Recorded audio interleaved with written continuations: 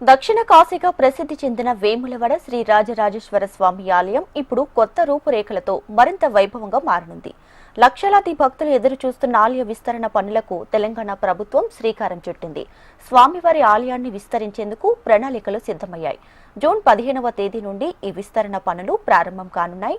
ఈ విస్తరణ పనులు గర్భాలయంలోని మూల విరాట్కు ఎలాంటి ఇబ్బంది కలగకుండా ఆగమ శాస్త్రానుసారంగా జరగనున్నాయి. రాజగోపురాల నిర్మాణం, గర్భాలయ విస్తరణ, ప్రకారాల వెడల్పు, భక్తులకు అధునాతన సౌకర్యాలు ఇవన్నీ ఈ ప్రాజెక్టులో భాగంగా చేయనున్నారు. మొత్తం 127.65 కోట్లతో 3 దశల్లో పనులు జరగబోతున్నాయి.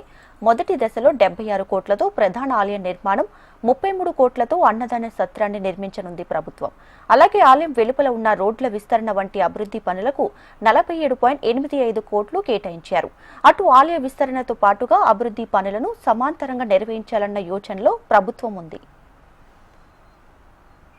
పరిసరాలను ఏ విధంగా అయితే ఈ 76 కోట్ల పైచిలతో టెండర్లు పెట్టి పిలువబడి విశాలంగా చేసేటువంటి వాటిని అన్నింటి కూడా క్షేత్రస్థాయిలో పరిశీలించేది రాజగోపురాలు ఎక్కడెక్కడ వస్తున్నాయని చెప్పినటువంటి కూడా చూడడం జరిగింది. అదేవిధంగా కార్యక్రమం పనులు జరిగే క్రమంలో భక్తులకు భీమశ్రాలు జరిపేటువంటి ఆలయాన్ని కూడా సందర్శించి అక్కడ కూడా తాత్కాలికంగా ఏమేమి ఏర్పాటు చేయాలి, క్యూ లైన్లు, వసతి, అభిషేక మండపాలు, లేదంటే కళ్యాణ మండపాలు, లేకపోతే సత్యాన్ని పూజలు చేసే వారికి ఎలాంటి పెద్దలతో కూడా చూసేటువంటి కార్యక్రమం, అక్కడ శంకర్ మఠలు ఉన్న స్థలాన్ని వాడుకోవాలని, అక్కడ వేద పాఠశాల ఉన్న స్థలాన్ని కూడా వాడుకోవాలని, ఇప్పుడు ఇక్కడ జనరేటర్ రూమ్ నుంచి కూడా నూతనంగా క్యూ లైన్లు వేసుకొని వచ్చే భక్తులకు ఎలాంటి ఇబ్బందులు చూడాలని చెప్పినటువంటి ప్రాంతాలన్నీ కూడా పరిశీలించి రావడం జరిగింది.